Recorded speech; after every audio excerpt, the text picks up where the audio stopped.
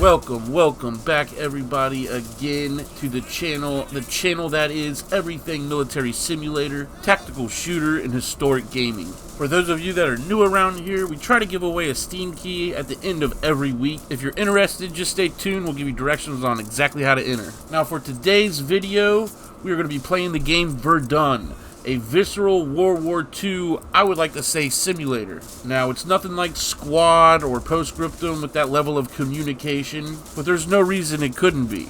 Right now, the game is 100% free over at epicgames.com, and it's only up there for about a week, so go grab it. We're going to watch this little gameplay clip of me slaughtering all the fresh meat, and right after that, I'm going to explain exactly what I'm talking about.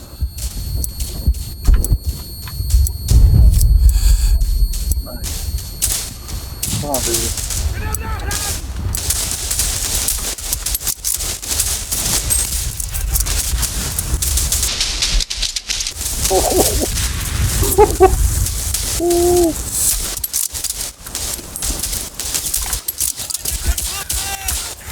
Oh shit. Oh, nice. Nice.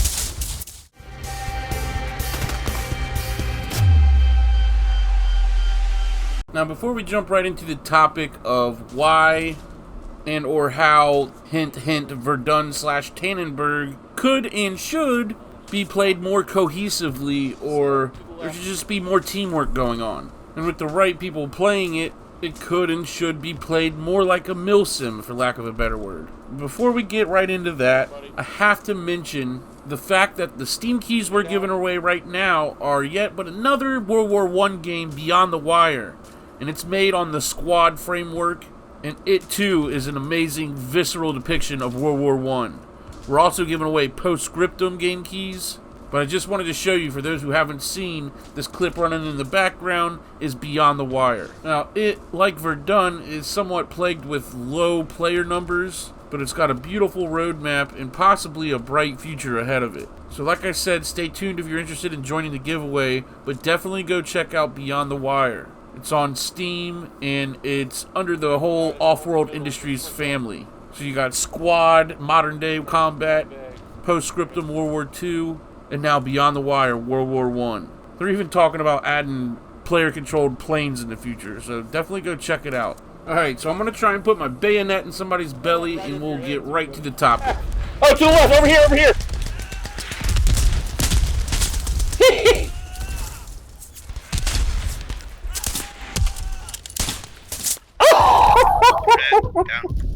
Alright, so Verdun here has been out for a while, and it is an extremely realistic World War I game. Nothing like Battlefield 1. The developers over at Verdun really aim to have an authentic World War I experience. So you're not going to be running around with automatics getting kill streaks and stuff like that. It's just not going to happen. However, if you're someone with a nice shot and patience, you definitely can rack up a kill streak, as you'll see later on in the video. But why I brought you all here is to talk about how this game is being underutilized, for lack of a better word. Now, it's had a cult following forever, and why it might not have a huge player base, there's always somebody playing it. Now, recently, just a year or so ago, 2 years ago maybe, Tannenberg came out, and that was the, I wouldn't say expansion or DLC, but a whole new release aiming for a bigger battlefield. Now, the reason people love Verdun so much is, I guess, the relentless gameplay that a small, narrow trench warfare map provides. However, the potential is so much more. When you look at Tannenberg, it has big, sprawling maps where you could really use some team play and strategy and tactics. The game has VoIP. The game has squads and customization and progression and all that, but all the systems are in place for it to have more of a teamy play, team cohesion, more communication, like a proper Milsim. Now, I don't know if it's just the player numbers that's the problem, but it seemed like Tannenberg never really got off the ground, and I know that's where the developers were trying to go with it. But I mean, you guys know how this genre and this space is currently at the moment. There are just so many games, and we just don't have enough players to go around. Now, if you ask me, I think that's sooner than later, hopefully, going to change. This genre is just too good to stay in the shadows. And I personally think it's the future of gaming. Now, those of you that have been with me for a while have heard me say this, and that's that the past 20 years of gaming, give or take, have been about nothing but, like, looting corpses and backstabbing your buddies and just generally corny gameplay. Now, finally, we have this genre where people are respectable and can actually roleplay, for lack of a better word, without getting joked on or called a dork. And that's my favorite part about playing Co-Scriptum and Squad, is that I can really get into the game and pretend I'm a soldier out on the battlefield. You can't do that with Battlefield and Call of Duty, and if you do, you're going to be called a loser, or whatever cool word it is now for the word loser, pogger or whatever. I don't know, I'm too old. Now, another thing about this game and Tannenberg, it is a great entry level for these kind of games, these military simulators. So like I said in the beginning, if you haven't already, be sure to go over to epicgames.com and grab this one. It's absolutely free, and within a week they're going to take it down, so you get it quick. Alright, well, let me finish at least trying to make my point. Look here, this is the Tannenberg map. It's much bigger than Verdun. The Verdun gameplay loop and the Tannenberg meta gameplay, they're two completely different things. Now, Verdun has probably the most realistic depiction of World War I if you were to just pick a small little plot of land out and have 16 versus 16.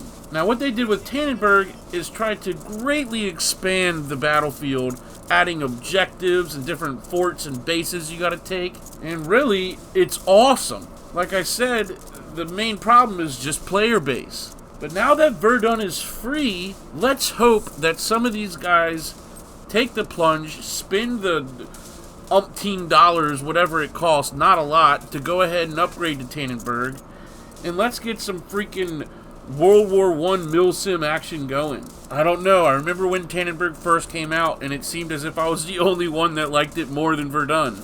I guess it's just that Verdun works better with lower player numbers, but I would just like to see for one time Tannenberg have a player count online more than like 50 or 60. For one time, I would just like to fill a freaking server. Some of these maps are really cool. And you got commander abilities. Each officer, he can go run to a radio, call in gas drops and mortars. And there's just no reason why these two games shouldn't be more popular. I don't know, man. I feel like a cranky old man. I guess the whole point of this video was just to bring attention for those of y'all that, don't follow Epic Games or don't follow this genre. It's all about bringing fresh players and getting new eyes on the genre. And like I said, for those of you that didn't know about Epic Games, follow them because every week they're giving away awesome games. I've literally built a library of over 100+ games just simply following Epic Games and not spending one penny. That big old fart knife money, man, they're trying to do whatever they can to compete against Steam. But anyway, I know I sound like an old cranky bastard, but I just want to do my part in sharing and exposing this incredible genre. There's so many cool games that are just seemingly about to die, and that's something I want to do here at this channel, is bring back some of these even older games like Forgotten Hope 2, Darkest Hour. If I ever get to the point where I'm at like 100,000 subscribers, that is something I'm going to use the profits on, and that's buying servers for these old forgotten games that are so awesome. And some of them still have features yet to be seen in modern games. And of course, playing them and bringing attention to them is the only way we're going to see this genre grow further or in the way we want it to grow. Alright, so as I've said a million times, this game's on sale for a week. You know what that means? There's tons and tons of fresh meat. Now, I only jumped in the game for like 45 minutes, and I'm going to show you the best lives I had, where I just got a good little spot, nestled down in a trench, got all comfy, and blew some people's heads off. Check it out.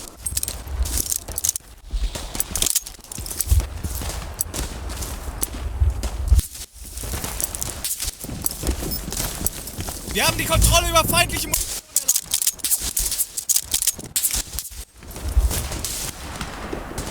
Ruhiger Töter!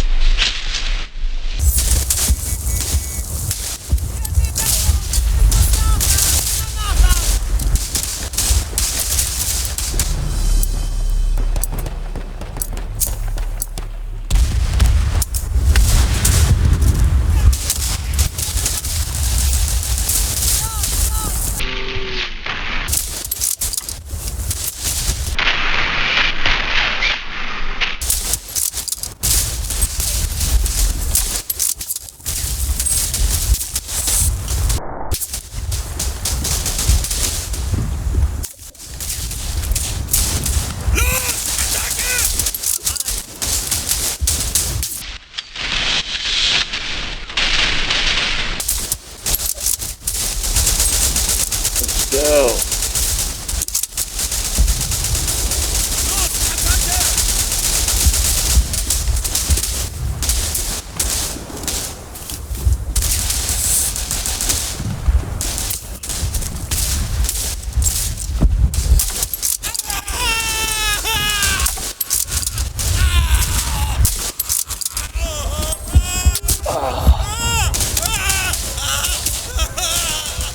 Alright, I want to give a special shout out to my channel members, my inspiration, my Mil-Simp Minions. If you too would like to support the channel, click the blue join button below. I'm also trying to get a Patreon going, that's in the description. But for all of you that aren't in position to monetarily support, that's perfectly okay. Just keep liking, commenting, watching the videos. It does more than you know. For everybody interested in joining the giveaway, it's real simple. All you got to do is be subscribed to the YouTube channel, like this video, join our little Discord community, Boogie5 Gaming, etc. Discord channel. It's linked in the description. But most importantly, drop a comment, say whatever, but within your comment, leave your Discord name and number. That's going to work as your ticket stub if you win.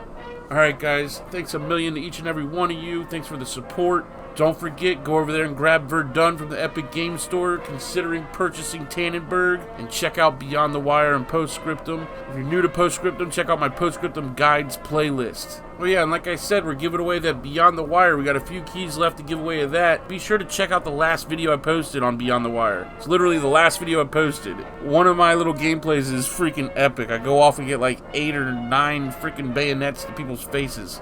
Alright, y'all. Be good to each other.